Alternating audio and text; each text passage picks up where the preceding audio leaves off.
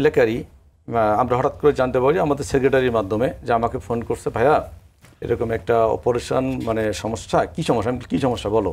তো বললো যে ভাই এরকম একটা মানে মহিলার আমাদের এলাকায় গার্মেন্টসে জব করে, ওনার গলায় টিউমার আছে, অপারেশন করতে হবে, ওনার 2টা সন্তান, আমার স্বামী পরিত্যক্তা, 2টা সন্তানই মাদ্রাসায় পড়াচ্ছে, ওনার পক্ষে এটার অপারেশন করাটা মানে খুব ডিফিকাল্ট। এটা যদি ন্যূনতম যে খরচ সেটা হলো 75,000 টাকা লাগে।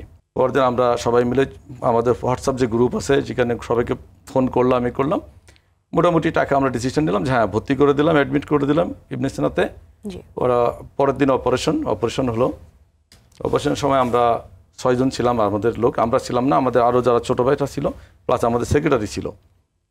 তো অপারেশন পরবর্তী উনি যখন আমাদের সাথে কথা বলে, আমরা যখন টাকা দেই তখন যেহেতু আমাদের সহযোগী সালাম মামা উনি ডিটেলস বলছে সম্ভবত, আমরা ওনাকে যে এটা কীভাবে এই টাকাগুলো, আর উনি যখন জানছে আমাদের কোনো আত্মীয় না, তখন ডাক্তার শোনার পরে যেটা হলো মানবিক যে ব্যাপারটা, আমরা আসলে টাকা সব 40,000 ম্যানেজ করতে পারি নাই।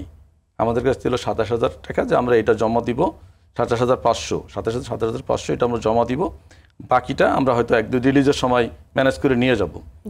তা উনি যখন শুনে বললো কী ব্যাপার কত, মানে তখন উনি আসলে নর্মালি ডাকার কথা না, কিন্তু সে তো আমরা পে করবো কাউন্টারে এ করবো, কিন্তু ওনার তো অপারেশনের পর ডাকার কথা না, কিন্তু উনি হয়তো ওই ব্যাপারটাকে জানছে, যে কোনো আমাদেরকে ডাকছে, যে টিম নিয়ে ডাকতে বল তোমরা কত টাকা নিয়ে আসছো, কত টাকা আসছে? তা বললো যে স্যার আমরা 27,500 টাকা ম্যানেজ করতে পারছি।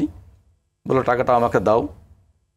উনি নিল, উনি নেওয়ার পরে এর উপরে লিখে দিল পেড, টোটাল হসপিটাল বিল সহ পেড লিখে 27,500 টাকা আবার আমাদের সেক্রেটারির হাতে দিয়ে দিল, যে বলে এটা রুগীকে দিয়ে দিও, ওনার আপনার পরবর্তী চিকিৎসা পড়তো যেগুলোর জন্য এটা লাগবে, এবং তোমাদের কোনো টাকা লাগবে না।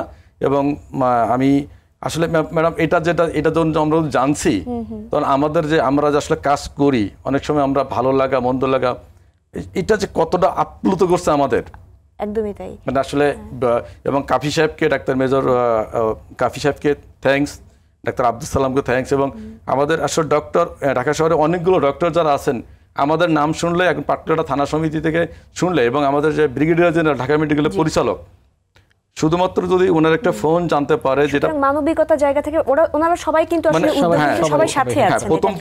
প্রথম যখন আমরা যেতাম হয়তো প্রথম এরকম প্রিভিলেজ পেতাম না, কিন্তু একটা সময় যখন আমরা অনেক বড় কাজ করা শুরু করছি, এবং অনেকেই আমার এমনও রাত গেছে যে আমি ম্যাডাম 5 থেকে 7 রাত অফিস করে আমি নিউরো সায়েন্স হাসপাতালে ডিউটি করছি।